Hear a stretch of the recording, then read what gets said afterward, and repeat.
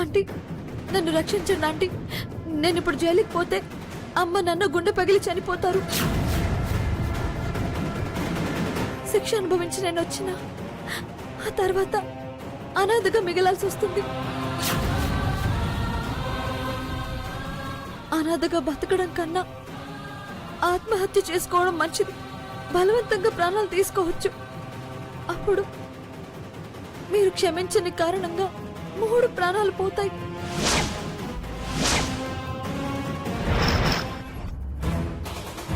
ఊసురోళ్ళి నాటకాలు బాగానే ఆడుతున్నావు. ప్రాణాల గురించి నువ్వు మాట్లాడుతున్నావా? మీ అమ్మనే చంపాలని చూసావు. క్షమించండి ఆంటీ, నిజంగా నాకేం తెలీదు. ఒక్క మాట క్షమించనని చెప్తే 3 ప్రాణాలు నిలబడతాయి. అమ్మా, నువ్వు దాన్ని క్షమించడానికి వీల్లేదమ్మా. 3 ప్రాణాలు తీసి హంతకురాలు కమ్మంటావా? చూడమ్మా, నేను నిన్ను నమ్ముతున్నాను, మనస్ఫూర్తిగా క్షమిస్తున్నాను. బాబు, తను నన్ను చంపాలని చూడటం అబద్ధం. తన్ని వదిలేయండి. అంటే మీరు రిక్వెస్ట్ చేయాలా? చెప్పారుగా, వదిలేస్తాను. ఏయ్, ఇదే చివరి అవకాశం. మళ్ళీ చెప్పను. తెలుసు కదా, డైరెక్ట్ ఎన్కౌంటర్. చాలా చాలా థ్యాంక్స్ ఆంటీ.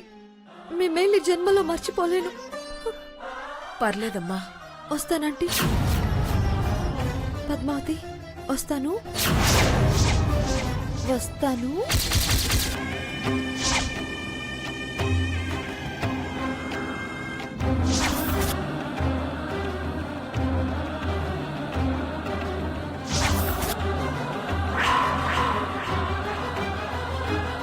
అయిపోయిందా? క్షమించడాలు మొత్తం అయిపోయిందా? ఇంకా బయలుదేరదామా? రా.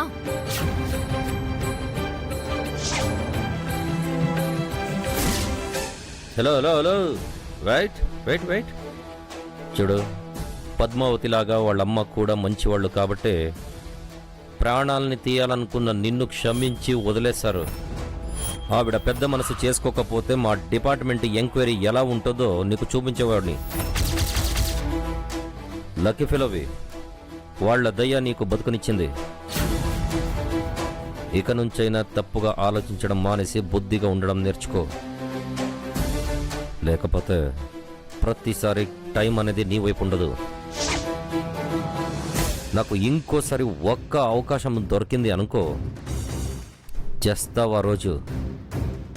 అసలు ఇప్పుడు నేను దోషిని కాదండి. ఆపో, నీ ఎదవ స్టోరీ నాకు చెప్పకు. నువ్వు ఎంత బలంగా చెప్పినా నమ్మడానికి నేను సిద్ధంగా లేను. నీ చరిత్ర నాకు తెలియదనుకుంటున్నావా? ఇకనైనా నువ్వు మారకపోతే ఆ దేవుడు కూడా నిన్ను రక్షించలేడు. ఇప్పుడో ఎప్పుడో యాండ్ కప్స్ పడతాయి. తర్వాత సువ్వలు లెక్కిస్తావు. ఆ తర్వాత నల్ల ముసుగు నీ మొహం మీద పడుతుంది. చివరికి గాలిలో కాళ్ళు వేలాడుతూ ఉంటాయి. చాలు, వద్దు, భయపెట్టద్దు. నేను మారానని ఒప్పుకుంటాను. ఆమె వెరీ గుడ్ గర్ల్ నౌ. చూడండి, నా గొప్ప వ్యక్తిత్వాన్ని త్వరలో చూస్తారు. సరేనా? అది కూడా చూస్తాను.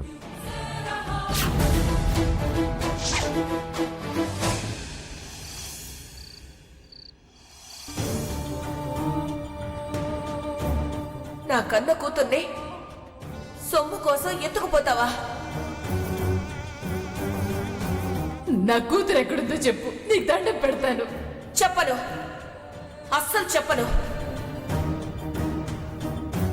నువ్వు నా కూతుర్ని ఎత్తుకుపోయినా, నీ కూతుర్ని అవతల గిరాటు వేసినా, మనసున్న దాన్ని కాబట్టి, బంధాలు తెలిసిన దాన్ని కాబట్టి అనాథ అవ్వకూడదని నా సొంత బిడ్డలా పెంచాను.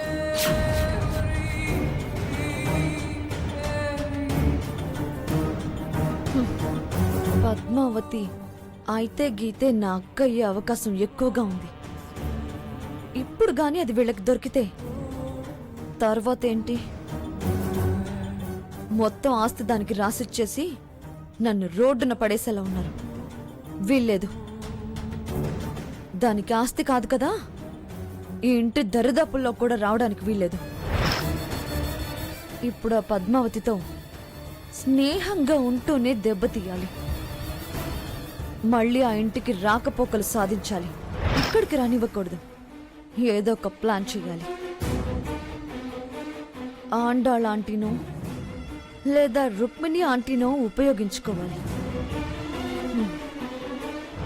వాళ్ళని ఊళ్ళో లేకుండా చెయ్యాలి.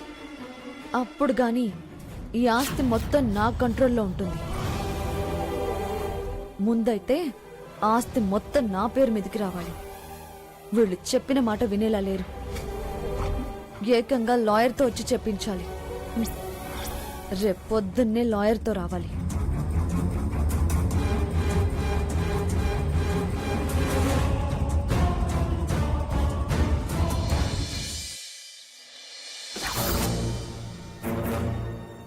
ఎలాగో సగం ఆస్తులు నా పేరు మీదే ఉన్నాయి.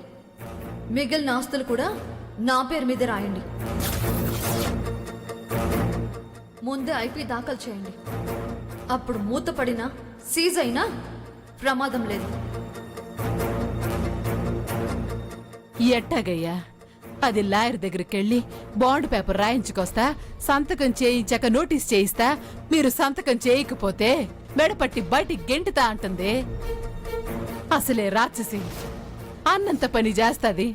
మన పరిస్థితి ఏందయ్యా? ఎట్టా ఉండాలా, ఎలా బతకాలా? భయపడకు మోహిని, అదేదో మనల్ని బెదిరించడం గల అంది అంతే. మనల్ని గెంటేస్తే దానికి ఆస్తి ఎలా వస్తుంది? ఆస్తి దక్కించుకోవాలంటే దక్కేదాకా ఎలా గెంటుతుంది? అంటే మనం సంతకాలు చేస్తే గెంటేస్తుందంటావా? ఏమో, నేను మాత్రం ఎలా చెప్పగలను? పెద్ద కూతుర్ని వెతికే ప్రయత్నం చేస్తున్నామంటే తరిమేస్తుంది. లేదు, ఈ కథ అబద్ధమని తెలుసుకుంటే వదిలేస్తుంది. దానికి వాటా ఇవ్వడానికి ఇదెందుకు ఒప్పుకుంటది? ఏదైనా మనకు గడ్డు కాలమే. అడగత్తెల్లో పోకచెక్క మన బతుకు. అది లాయర్ గారి దగ్గర రాయించుకొస్తే ఏం చేద్దామయ్యా? బుద్ధిగా సంతకం చేయడమే. అంతకంటే మించి వేరే ఆలోచన ఏముంది? పోనీ ఒక పని చేద్దాం, మన లాయర్కి ఫోన్ చేద్దాం. దానికొచ్చి ఆయన ఏం చేస్తాడే? ఇది మనల్ని బయటికి గెంటుతానంటుంది కదా, దానికి ఇరుగుడు, దీని నోటికి మోత ఏమన్నా వేస్తాడేమో. అది లాయర్ని పిలిస్తే ఇప్పుడు మాటలతో సర్దుకుంటది, లేకపోతే బయటికి గెంటేస్తదే. ఇప్పుడేందయ్యా చేయడం? సంతకం పెట్టడమే.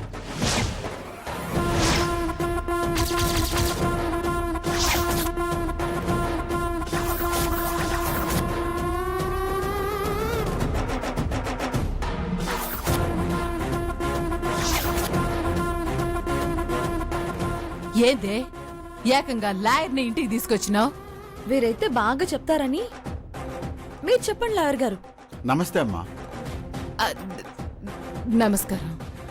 ఏంటే నమస్కారం చెప్పడం? బాధ భయమా? ఓహో, నీ పెద్ద కూతురికి అన్యాయం చేయాల్సి వస్తుందని ఆలోచిస్తున్నావా? అదేం లేదే. నీ తడబాటు కంగారు ఆ మాట తీరే చెప్తున్నాయి. మీరు చెప్పండి లాయర్ గారు. ఆయన ఏం చెప్పాలనుకుంటున్నారో నాకు ముందే తెలుసులే. Very good. అయితే ఇంకెందుకు ఆలస్యం? లాయర్ గారు, పేపర్స్ ఇవ్వండి, సంతకం చేస్తారు. ఏంది సంతకాలు చేసేది? లాయర్ గారు మీరు చెప్పండి, ఇలా బలవంతంగా తల్లిదండ్రులతో ఆస్తి రాయించుకోవడం తప్పు కదా? చట్టం ఒప్పుకుంటుందా దీనికి? ఇందులో ఒప్పుకోవటానికే ఉందమ్మా. మ్యాటర్లో మా ఇష్టపూర్వకంగా ఏ బలవంతం లేకుండా రాయించిచ్చినట్టు రాసి ఉంది కదా. అది అది మ్యాటర్ మమ్మీ. ఎంత రాసినా తప్పే కదా లాయర్ గారు. అబద్ధం పెన్ను చెప్తుందా, పేపర్ చెప్తుందా? ఏదైనా మ్యాటర్ ముఖ్యం, అదే చెల్లుబాటు అవుతుంది. ఏ కోర్టు కాదనలేదు. ఇది అన్యాయం లాయర్ గారు. నువ్వెంత గింజుకున్నా సంతకం పెట్టక తప్పదు. పెట్టకపోతే ఒకరికి కళ్ళు మరొకరికి కాళ్ళు తీసేసి గుడి ముందు కూర్చోబెడతా.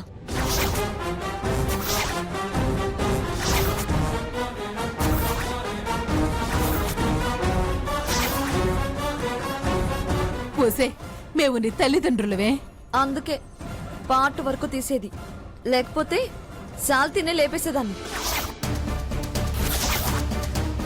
చూడండి, అనవసరంగా ఆర్గ్యుమెంట్స్ వద్దు. చెప్పినట్టు బుద్ధిగా సంతకాలు చేయండి. శేష జీవితం ప్రశాంతంగా బతకండి. చివరికింత దాకా వచ్చావే, సంతకాలు ఎలా పెట్టిస్తావో నేను చూస్తాను. సరే, తప్పుతుందా? అవును లాయర్ గారు, మీరు కాఫీ టీ తీసుకుంటారా? సంతకాలు అయినాక స్వీట్ తింటారులే. అదేందే, ఇంటికొచ్చిన వాళ్ళకి మర్యాద కూడా ఇవ్వరా? కాఫీ టీలు ఇవ్వరా? ముందు సంతకం, తర్వాత కాఫీలు. పెడదామంటున్నాగా, కాఫీ ఇవ్వనే. అవునమ్మా, కాఫీ తాగితేనే నాకు బ్రెయిన్ షార్ప్ గా పనిచేస్తుంది. మీరెళ్ళి తీసుకురండమ్మా. కూర్చోండి లాయర్ గారు, అలాగే. నేను వెళ్ళి తీసుకొస్తాను. రావయ్యా, లాయర్ గారు టీ ఇవ్వాలి, రా.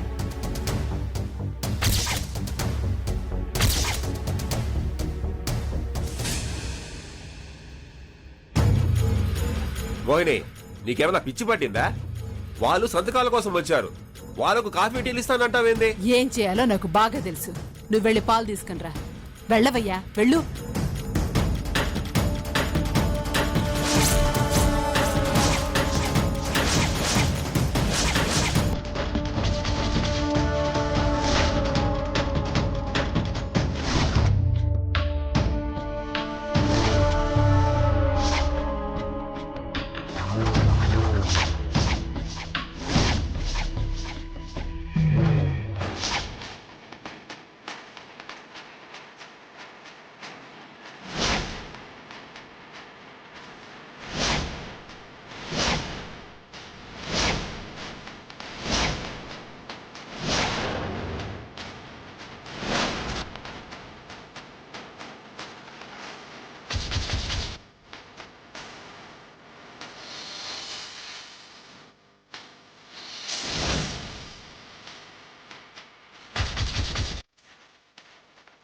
మోహిని, హే మోహిని, ఏం చేస్తున్నావు? మోహిని, పిచ్చి పట్టిందా నీకు? పెరిగిన దానికి ఎంతుంటే పెంచిన దాన్ని నాకెంతుండాలా? సంతకం ఎలా పెట్టిస్తుందో నేను చూస్తా. పదయ్యి.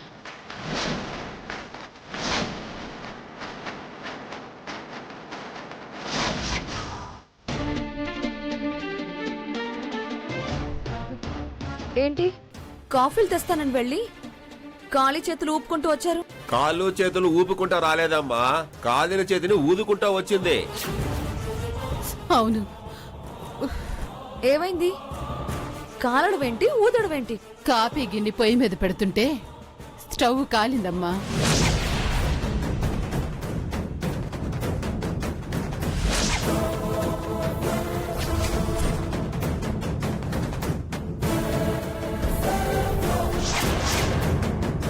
ఇది కాలినట్టు లేదే, స్టవ్ మీద కాల్చుకున్నట్టుంది. అదా, గిన్నె జారింది, బర్నర్ అంటుకుంది.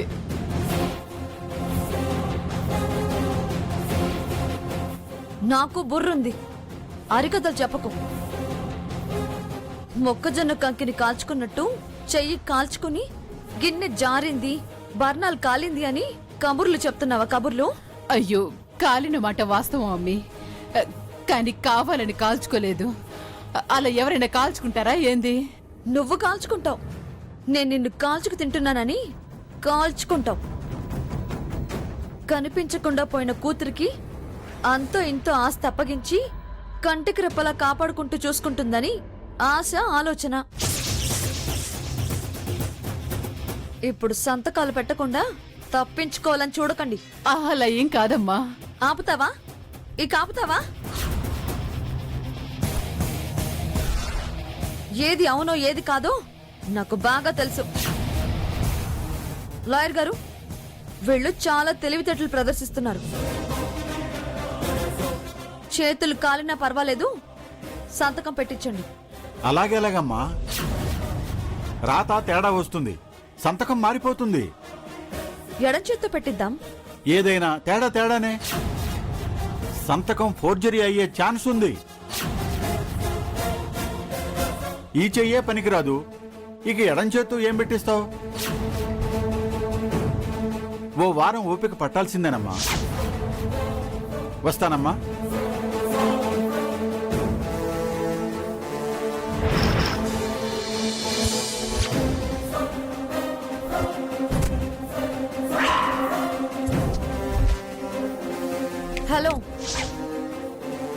వారం తర్వాతైనా వాతలు తగ్గాకైనా రాత తప్పదు. నీ తలరాత మారదు. తప్పించుకోవడం కాని పని. పిచ్చి పిచ్చి వేషాలు, వెధవ ఎత్తుగళ్ళు ప్రదర్శించకండి.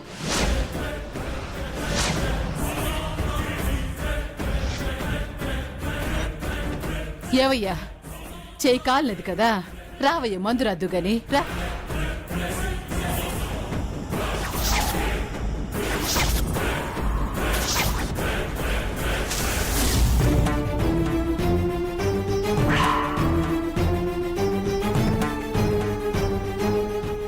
ఏమిటే కాలుగాలిన పిల్లలా అలా తిరుగుతున్నావు? ఏంటా ఆ దామినిని అమ్మ క్షమించడం నాకు నచ్చలేదు. ప్రాణాలు తీయాలని చూసింది. అలాంటి దాన్ని జైలుకు పంపించాలి. జన్మలో మళ్ళీ ఇలాంటి పనులు చేయదు. కాళ్ళ మీద పడిపోగానే అలా కరిగిపోవడమేనా? క్షమించడమేనా? చిన్నపిల్ల, పైగా ఆడపిల్ల. తను నిజంగా ఆ పని చేసిందో లేదో తెలీదు. తనన్నట్టు ఏ పాపం ఎరగకపోతే తన జీవితం నాశనం చేసిన వాళ్ళం అవుతాం. నీది అనుమానమైతే తనకి అనవసరంగా శిక్ష వేయించిన వాళ్ళం అవుతాం. పాపం తగులుతుందే. పైగా నేను ఒక పెళ్లి కావాల్సిన పిల్లకి అమ్మనే. చూస్తూ చూస్తూ ఒక అమ్మాయి జీవితాన్ని నాశనం చేయలేను. ఈ చాలే మనల్ని ఇలా దయనీయమైన పరిస్థితిలో బతికేలా చేశాయి. ఎవరిని మనమేమీ అనలేం, కానీ ఎవరైనా ఏమైనా అంటే తలదించుకుని బతికేయాలి. అమ్మా, మరీ ఇంత దయగల మనసుంటే ఇప్పుడున్న సమాజంలో నెట్టుకు రావడం చాలా కష్టం. మంచికెప్పుడు ఆ దేవుడెప్పుడు చెడు చేయడే. చెయ్యడ్లే. ఏదో గంటం త్రుటిలో తప్పింది గాని లేకపోతే ఇలా మాట్లాడుతూ ఉండేవాళ్ళమా? చూడు తల్లి, ఎంత మంచితనం ఉన్నా దుర్మార్గులకి దుష్టులకి దూరంగానే ఉండాలి. నమ్మకూడదు. దాని మీద నాది అనుమానం కాదు. అది అలా చేసే రకమే, చేయించే రకమే. నేను పక్కగా చెప్పగలను. అత్తయ్య గ్రైండర్ కేసు విషయంలో ఎప్పుడైతే లాయర్ నోటీసులు పంపాడో అప్పటినుంచే దాని గుండెల్లో రైలు పరిగెడుతున్నాయి. నోటీసులు అందుకుంటే ఖచ్చితంగా కోర్టుకి హాజరు కావాలి. హాజరైతే శిక్ష ఖాయం. అందుకే అది తప్పించుకోవటానికే నన్ను అమ్మని చంపాలని చూస్తుంది. అది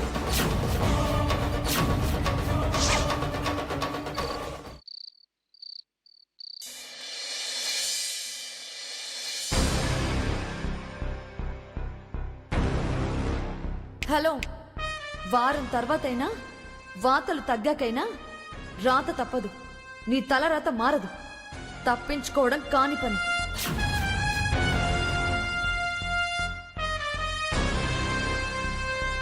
ఏందయ్యా, ఎంత ఆలోచించినా ఏం పాలు పోవడం లేదు. ఆస్తి మన చేతిలోంచి పోకుండా ఏం చేయాలో అర్థం కావడం లేదే. ఓ పని చేద్దామే. ఏందది? ఏ కాశీనో రామేశ్వరమో పారిపోదాం పదా. సన్నాసులో కలిసిపోదావా ఏంది? మరే ఏంది మరి? అట్టా పారిపోయి అవస్థలు పడేదానికి బదులు ఏండే సంతకం పెట్టి పెట్టింది తిని బతకచ్చుగా. అది నిజమే కదా. ఏందయ్యా నిజం? అది మనల్ని సంతకం పెట్టబని చావగొట్టకుండా ప్లాన్ చెప్పు. ఓ పని చేద్దామే, పోలీసులు పిలుద్దామా? పోలీసుల్లా? వాళ్ళేం చేస్తారు? నువ్వన్నట్టు మమ్మల్ని ఇలా సంతకం పెట్టమని హింసిస్తుంది, రక్షించండి అని చెప్దాము. అది అసలు మా కూతురే కాదు, ఏదో పెంచి పెద్ద చేశాము, అలాంటిది మమ్మల్ని ఇంట్లో నుంచి బయటికి తరిమేయాలని చూస్తుంది, కంప్లైంట్ ఇద్దాము. హ, అప్పుడు గాని మన బతుకులు పెనం మీద నుండి పొయ్యిలో పడవు. అదేంటే? అదేంటంటావిందయ్యా? పోలీసులు రీలు వెనక్కి తిప్పి ఎంక్వైరీ చేసి అసలు అదెవరు మనవెవరు అని ఆరాదీశారనుకో, ఉయ్యాల్లో బిడ్డ వేసుకున్న నగలు అన్నీ బయటకొస్తాయి. అప్పుడు గాని కొళ్ళ బొడిసి జైల్లో పెట్టరు. బయటకొచ్చాక ఇది చిత్రహింసలు పెట్టి చంపుతుంది. ఇప్పుడైనా తల్లిదండ్రులన్న ప్రేమ ఉంది. అప్పుడు అవేవి ఉండవు. జాలి లేకుండా జాడించి తంతుంది. అయితే ఆ విషయం చెప్పకుండా ఈ విషయం ఒకటే చెప్దాం. ఇదంటే పడని ఆయన ధనుష్ గాడు ఉన్నాడు కదా, అతడికి చెప్దాం. అతనైతే కరెక్ట్. దీని నోరు మూయిస్తాడు, చేతులు కాళ్ళు కట్టేసి ఒక మూల పడేస్తాడు. ఇదేదో బాగుందయ్యో. అయితే ఆలస్యం ఎందుకు? ఇదిగో ఫోన్ చేయి. ఇదిగో